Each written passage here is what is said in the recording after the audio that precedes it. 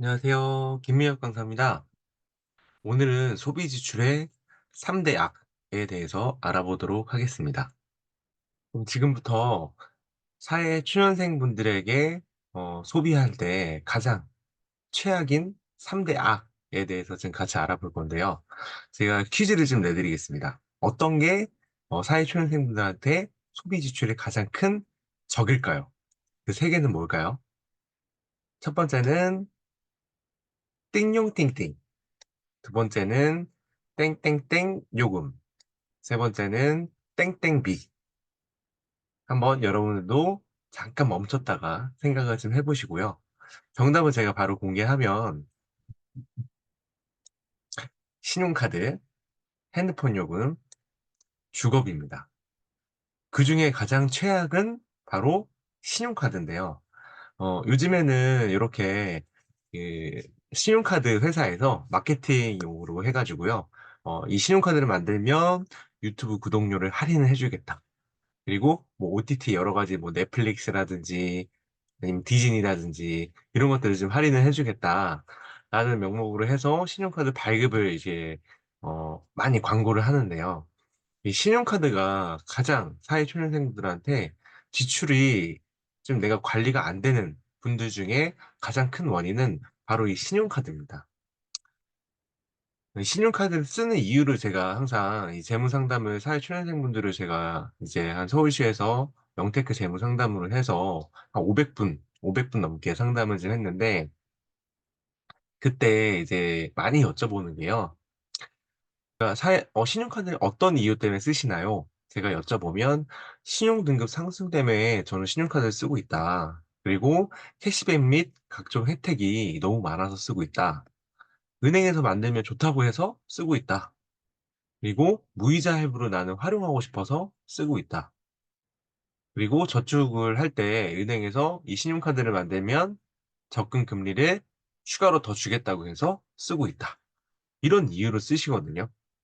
근데 대부분은 이 카드 혜택적인 부분들이 좀 많아서 쓰시는 분들이 있는데, 제가 실제로 이 상담을 하면서요, 카드 혜택이 어느 정도 되는지 한번 1년치 혜택을 한번 좀 정리를 해봐라 라고 하면 평균적으로 한 30에서 35만 원 정도가 되시더라고요.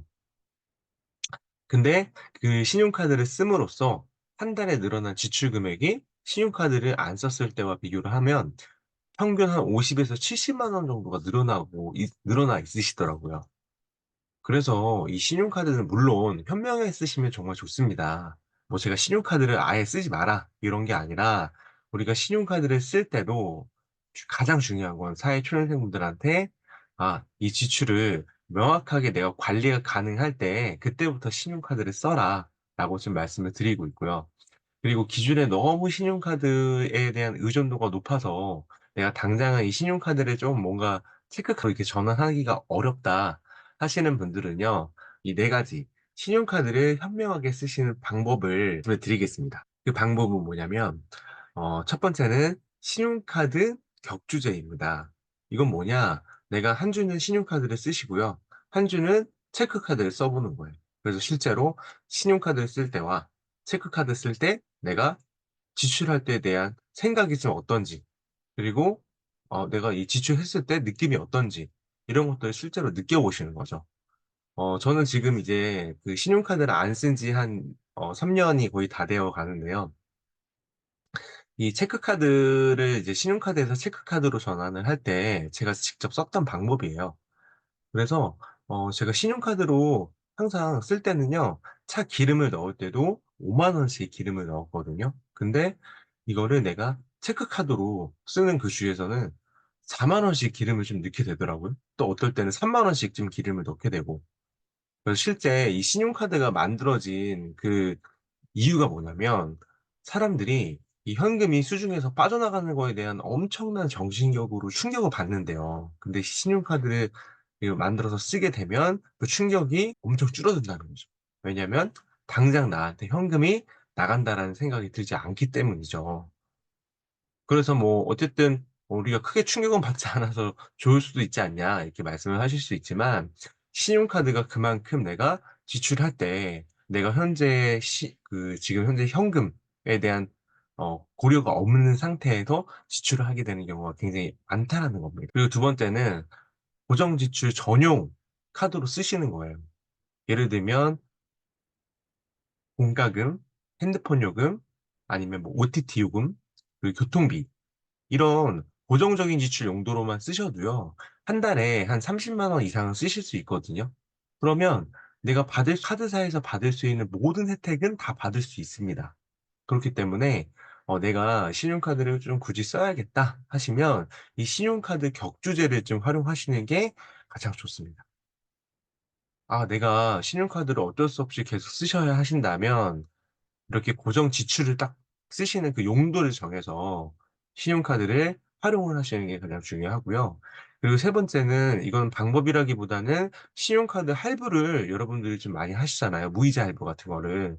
근데 이 무이자 할부를 항상 쓸 때는 '내가 대출을 받는다.'라는 생각을 하셔야 돼요. 왜냐면 지금 당장 내가 현금이 없기 때문에 무이자 할부를 쓰시는 거잖아요.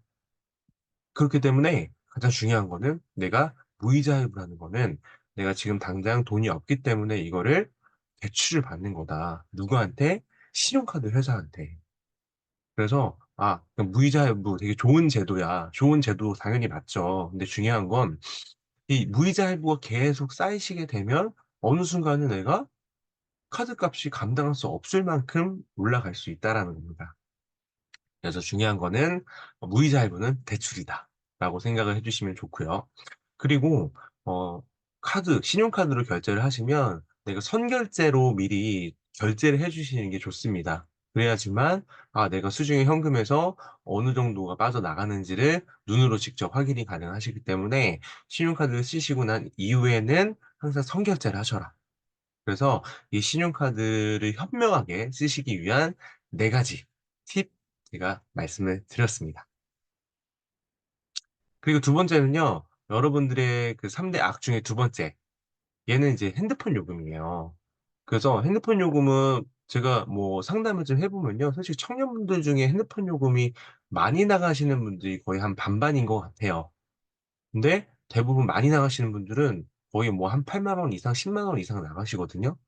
근데 그런 부분들만 알뜰폰 요금제라는 제도가 있어요. 각 통신사별로 알뜰폰을 좀 쓰실 수 있는데, 이 알뜰폰 요금제를 보시면 여기만 봐도 뭐 37,000원, 그리고 뭐 37,000원, 뭐 43,500원, 그러니까 3-4만 원 정도대로 해서 쓰실 수 있고, 요새는 또 1-2만 원 정도대의 알뜰폰 요금제도 있고, 또 이벤트나 이런 것들을 좀 잘 활용하시면 매달 매달 내가 알뜰폰 요금제를 무료로 쓸 수 있는 것들도 있거든요. 근데 이런 것들은 쪼끔 귀찮은 게 유심을 매달 갈아 껴야 됩니다. 그래서 요런 건 좀 귀찮으실 수 있지만 알뜰폰 요금으로 쓰셔도 내가 인터넷을 무제한으로 쓸 수 있다 생각을 좀 하시면 될 것 같고요. 그다음 마지막 세 번째는 주거비예요. 이 주거비가 가장 큰 문제입니다. 물론 내가 뭐 본가가 지방이어서 서울에 직장이 있기 때문에 어쩔 수 없이 독립을 하셔야 되는 경우는 어쩔 수가 없지만, 그게 아닌데 내가 단순하게 일의 효율을 위해서, 이 내가 사는 곳이 직장과 가까우면 쪼금 더 내 인생을 효율적으로, 그리고 일을 더 효율적으로, 아니면 남는 시간에 내가 부업을 더 할 수 있지 않냐, 이렇게 말씀을 좀 하시는데, 대부분 회사랑 가까운 데 가시게 되면 그 시간들을 물론 효율적으로 쓰시는 분들도 있지만, 그렇지 않은 분들, 그렇게 할 수가 없는 상황이 이제 생기는 경우들이 많더라고요. 그래서 이 주거비가 평균 제가 상담을 해 보면 한 60에서 한 75만 원 정도 사이에서 많이 나가시는 것 같더라고요. 그래서 60에서 75만 원 정도면 솔직히 진짜 이게 1 년이면 저축만 해도 거의 720만 원인데, 720만 원 정도면 거의 뭐 여러분들이 한 3 년, 4 년, 5 년만 모아도 3천만 원, 4천만 원 이렇게 목돈이 되시는 거거든요. 그래서 이 주거비만 여러분들이 사회 초년생 때 초반에 정말 한 3 년, 4년 열심히 주거비 나가시는 것들을 그냥 잠시 본가에 들어오셔서 돈을 모으셔서 차라리 그 돈으로 전세를 구하시는 게 쪼금 더 효율적입니다. 그러면 내가 매달 나가는 이 월세가 없기 때문에, 물론 이제 뭐 관리비나 이런 것들은 한 달에 뭐 5만 원에서 10만 원씩 나가시겠지만, 중요한 건 60에서 70 나가시던 게 내가 뭐 1-20만 원대로 줄여서 나가실 수 있기 때문에 일단 초반에는 사회초년생 분들이 목돈을 먼저 모으시는 거에 치중하시는 게 가장 중요하다.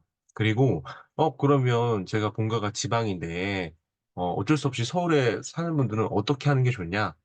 이분들은 일단 최대한 내가 아까 말씀드린 신용카드나 그리고 핸드폰 요금 이런 것들에 대한 지출을 좀 줄여 주시고요. 그다음에 변동 지출에 대한 내가 생활비라든지 식비 그다음에 유흥비 이런 거에 대한 관리를 통해서 일단 최대한 목돈을 많이 모아 주시는 게 중요합니다. 그래서 여러분들이 지출하실 때는 내가 받는 소득 대비 50%를 넘지 않게끔 쓰시는 게 중요해요.